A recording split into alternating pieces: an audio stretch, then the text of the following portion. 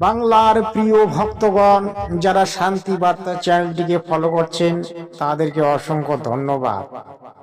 আজ আমি নিয়ে এসেছি দোল পূর্ণিমা নিয়ে বিরাট তত্ত্বকথা। এই দোল পূর্ণিমার নাম হোলি কেন হলো সেই নিয়ে আজ দুই কীর্তনিয়ার মধ্যে বিরাট তত্ত্বকথা আলোচনা হবে। এক ধরনের লড়াইয়ের মধ্য দিয়ে এই ভিডিওটি অনুষ্ঠিত হবে। একদিকে প্রদীপ পালজি, অন্যদিকে কৃষ্ণ দাস মুখার্জি, দুজনেই বিখ্যাত কীর্তনিয়া। তাদের মধ্যে কিভাবে এই হোলি সম্পর্কে তত্ত্ব আলোচনা হবে সেই বিষয়টি আপনারা অত্যন্ত মনোযোগ সহকারে শুনবেন। এদের দুজনার তত্ত্বের মধ্যে মিল আছে কিনা সেটাও আপনারা দেখবেন, কারণ এরা তো একজন এক একভাবে বর্ণনা করে। তাই এদের বর্ণনাগুলি সম্পূর্ণ শাস্ত্রসম্মত হিসাবে মেনে নেওয়া যায় না, কারণ শাস্ত্র কখনো আলাদা আলাদা হয় না। শাস্ত্র একটাই হয়, যেমন গীতা একটাই, চার বেদ, চার বেদেই। তারপরে আর একটা বেদ আছে সূক্ষ্ম বেদ। তো পাঁচটা বেদ, পাঁচটা বেদের উপরে তো আর 10টা বেদ হয় না। তা শাস্ত্র একটাই হয়, এক ধরনের কথা হওয়া উচিত, কিন্তু এদের কথাগুলির মধ্যে মিল নেই।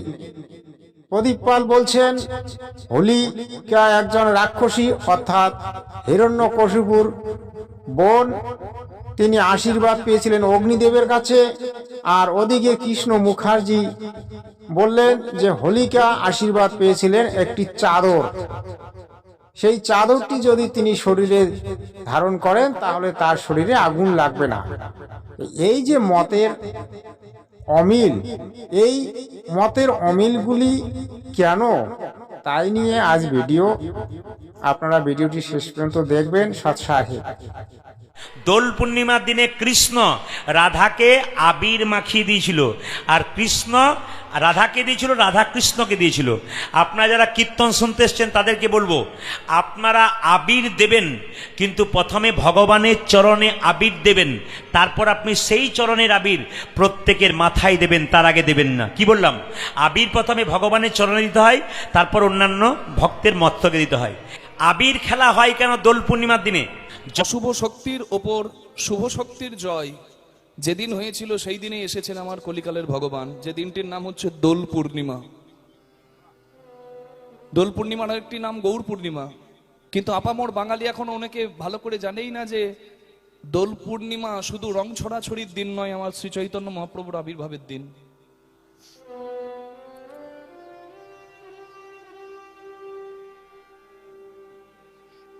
দিকবিদিক জ্ঞান শূন্য মানুষজন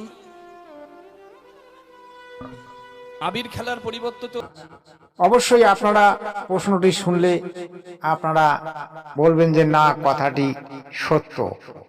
আপনারা জানেন এই যে হিরণ্যকশিপু, তারপরে হিরণ্য, এই যে দুই দৈত্যের আবির্ভাব কোন যুগে হয়েছিল আপনারা জানেন কি? এটা সত্য যুগে হয়েছিল। আর কৃষ্ণের অবতার কোন যুগে হয়েছিল? সত্য ত্রেতা দ্বাপর যুগে কৃষ্ণের অবতার হয়েছিল। তাহলে কৃষ্ণ কি করে তখন বাঁচালো? যখন কৃষ্ণের জন্মই হয়নি তখন কৃষ্ণ কি করে ওই ভক্ত প্রহ্লাদকে বাঁচিয়েছিল? আর তখন ওই ভক্ত প্রহ্লাদ কৃষ্ণ নাম নিয়েছিল নাকি অন্য কারো নাম নিয়েছিল?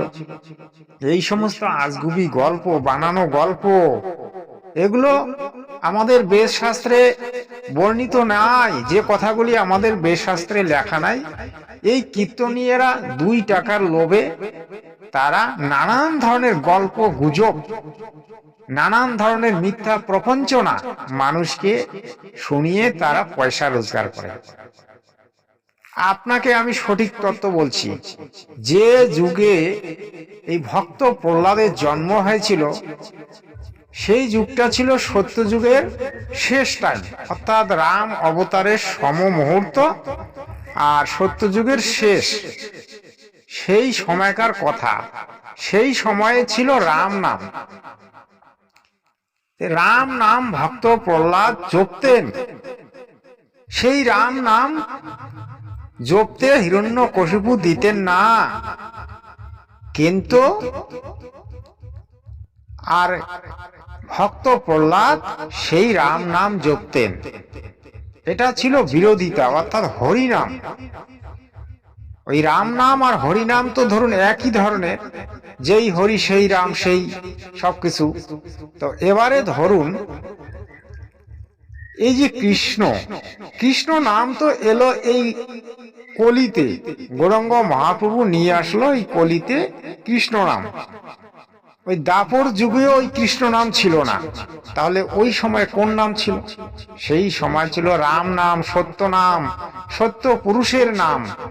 সেই ভক্ত প্রহ্লাদ রাম নাম জপ করতেন, সেই আদি রামের নাম। সেই সময় পরমাত্মা সত্য পুরুষ নামে এসেছিলেন, যার নাম ছিল সৎ সুকৃত। সৎ সুকৃত নামে তিনি এসেছিলেন, তিনি ভক্ত প্রহ্লাদকে রক্ষা করেছিলেন। আসলে সেই সময়ে পরমাত্মার পূর্ণ রূপ নেওয়ার কোনো নিয়ম ছিল না, অর্থাৎ এই জায়গার 21 ব্রহ্মাণ্ডের যে কাল ভগবান, তাকে তিনি বচন দিয়েছিলেন যে সত্য ত্রেতা দাপর যুগ পর্যন্ত তিনি আড়ালে থাকবেন, কিন্তু কলিতে তিনি পূর্ণ প্রকাশ নেবেন। তাই কলিতে আজ পূর্ণ প্রকাশ পেয়েছে। এসেছিলেন তিনি কাশীনগরে কবির দেব রূপে, এবং বর্তমান বিশ্বে তিনি আছেন রামপাল মহারাজ রূপে, যিনি বিশ্বকে আজ সদ্ভক্তি দিয়ে মোক্ষের রাস্তা দিয়েছেন, মোক্ষের পথ প্রশস্ত করে দিয়েছেন।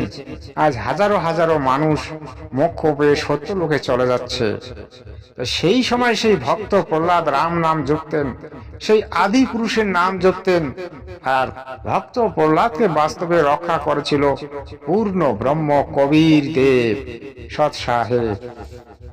কয়াধু কেঁদে কেঁদে বলেছিল ভক্ত প্রহ্লাদ, তুই তো প্রহ্লাদ মহারাজ, তুই তো ভগবানের ভক্ত, আমি মা হয়ে তোকে বিষের নাড়ু তুলে দেবো।